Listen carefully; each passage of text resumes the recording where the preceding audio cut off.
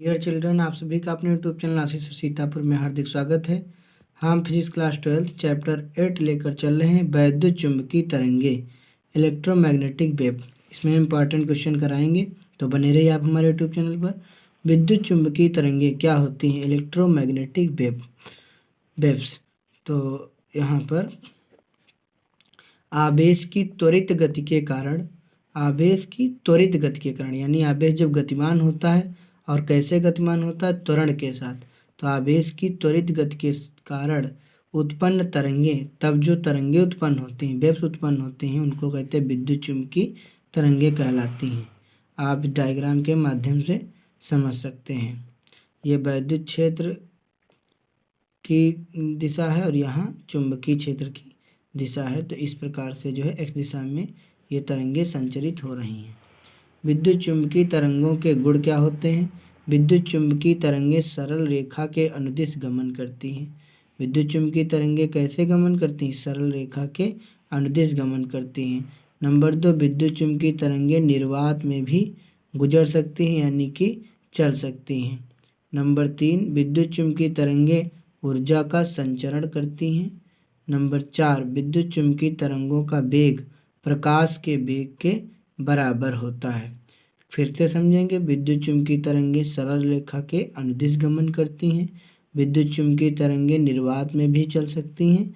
विद्युत चुंबकीय तरंगे ऊर्जा का संचरण करती हैं। विद्युत चुंबकीय तरंगों का वेग प्रकाश के वेग के बराबर होता है, यानी 3 × 10⁸ मीटर प्रति सेकेंड। आगे बढ़ते हैं। विद्युत चुंबकीय तरंगों का वेग c बराबर 1/√μ0 ε0 के बराबर होता है, और c का होता है 3 × 10⁸ मीटर प्रति सेकेंड। जहाँ μ0 कितना है को कहते हैं निर्वात की चुंबकशीलता, और ε0 को पहले से जानते हैं हम लोग, निर्वात की विद्युतशीलता, यानी ε0। माध्यम में v बराबर क्या होता है? 1/μ और यहाँ पे नॉट नहीं लगेगा, यहाँ भी नॉट नहीं लगेगा। तो μ माध्यम की चुंबकशीलता और माध्यम की विद्युतशीलता है। विद्युत चुंबकीय तरंगों की प्रकृति अनुप्रस्थ होती है। आइए आगे बढ़ते हैं। जानते हैं यहाँ पर विस्थापन धारा के बारे में। डिस्प्लेसमेंट करंट, किसी चालक में फ्लक्स में परिवर्तन, याद रखेंगे। चेंज होगा किसमें? फ्लक्स में चेंज। किसी चालक में फ्लक्स में परिवर्तन के कारण प्रवाहित धारा विस्थापन धारा कहलाती है। इसे ID से व्यक्त करते हैं, डिस्प्लेसमेंट करंट। तो ID = d∅/dt। गाउस के नियम से हमने पढ़ा था, फाई बराबर σQ/ε0 या Q/ε0। अब यहाँ पर क्यों निकालेंगे तो क्यों आएगा φε0। यहाँ से क्यों निकालेंगे तो गुणा करेंगे तो क्यों कम क्यों बराबर φε0। I बराबर dQ/ होता है dt। तो यहाँ से I निकालेंगे तो d/dt, और क्यों की जगह पे रख देंगे मान φε0। ε0 नियतांक है, बाहर कर लेंगे तो हो जाएगा d∅/dt। तो इस प्रकार से विस्थापन धारा आ जाती है ε0 d∅/dt। ये वाली ID = d∅/dt आती है इस तरीके से। फिर जानते हैं विद्युत चुंबकीय स्पेक्ट्रम, इलेक्ट्रोमैग्नेटिक स्पेक्ट्रम के बारे में। तो ये क्या होता है? विद्युत चुंबकीय तरंगों की संपूर्ण आवृत्तियों या तरंगदैर्ध्यों, विद्युत चुंबकीय तरंगों की संपूर्ण आवृत्ति, जितनी आवृत्तियाँ होती हैं, या तरंगदैर्ध्य की क्रमिक व्यवस्था को विद्युत चुंबकीय स्पेक्ट्रम कहते हैं। जानते हैं विद्युत चुंबकीय स्पेक्ट्रम के उपयोग। Uses of electromagnetic spectrum. इसमें आ गई एक्स किरणें। एक्स किरणों का उपयोग होता है रेडियोग्राफी में। नंबर 2, एक्स किरणें सजीव ऊतकों तथा जीवों को हानि पहुंचाती हैं या नष्ट कर देती हैं। नंबर 1, एक्स किरणें रेडियोग्राफी में इनका प्रयोग होता है। नंबर 2, एक्स किरणें सजीव ऊतकों तथा जीवों को हानि पहुंचाती हैं या फिर उसे नष्ट कर देती हैं। वाई किरणें यानी गामा किरणें भी इसको कह सकते हैं। नाभिक संरचना के अध्ययन में, कैंसर के इलाज में।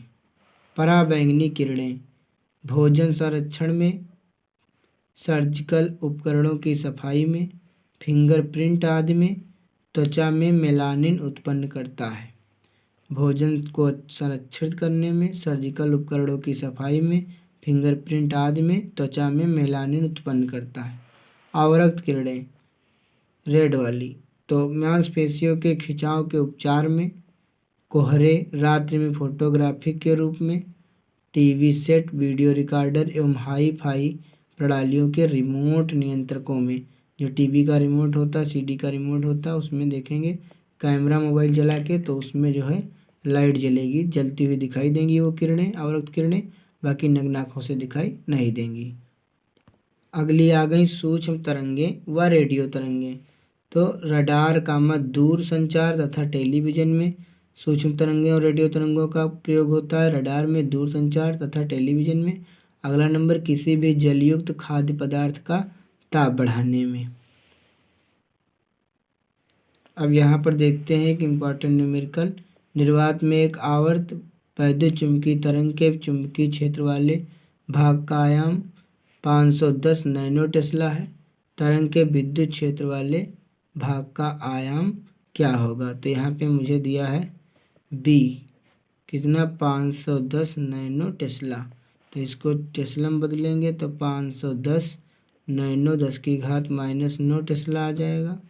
अब मुझे निकालना है क्या? विद्युत क्षेत्र वाले भाग का आयाम। तो यहाँ पर फार्मूला होता है वैद्युत क्षेत्र की तीव्रता बटे चुंबकीय क्षेत्र की तीव्रता बराबर प्रकाश की चाल सी। तो मुझे निकालना है ई का मान, तो ई एक कम ई बराबर बी सी। बी का मान मुझे पहले दिया है 510 × 10⁻⁻9। सी का मान 3 × 10⁸ मीटर पर सेकेंड। तो गुणा करेंगे 3 1 0 0, 3 1 कम 3, 3 5 15 और गुणे 10⁻9 में से 8 जाएगा तो माइनस का 1 आएगा। तो ये हो जाएगा 1530 बटे 10, 10⁻⁻1 नीचे आएगा, 0 0 कट जाएगा। तो वैद्युत क्षेत्र की तीव्रता आएगी 153। क्या पूछा गया था? विद्युत क्षेत्र वाले भाग का आयाम। तो ये आ जाएगा यहाँ पर 153 न्यूटन बटे कूलम। आइए एक और इम्पॉर्टेंट न्यूमेरिकल करते हैं। एक आवेशित कण अपनी माध्य साम्यावस्था के दोनों ओर 10⁹ हर्ट्ज आवृत्ति से दोलन करता है। दोलक द्वारा जनित वैद्युत चुंबकीय तरंगों की आवृत्ति कितनी है? 10⁹ हर्ट्ज का जो है आवृत्ति करता है, यूं यूं घूमता है, तो दोलक की आवृत्ति कितनी होगी? 10⁹ हर्ट्ज ही होगी। तो इसका छोटा सा आंसर था। सवाल बड़ा था लेकिन इसका आंसर बहुत छोटा है। इसी प्रश्न के साथ ये लेसन कंप्लीट होता है। हमने इस चैप्टर 8 को विद्युत चुंबकीय तरंगों को कंप्लीट कर दिया है।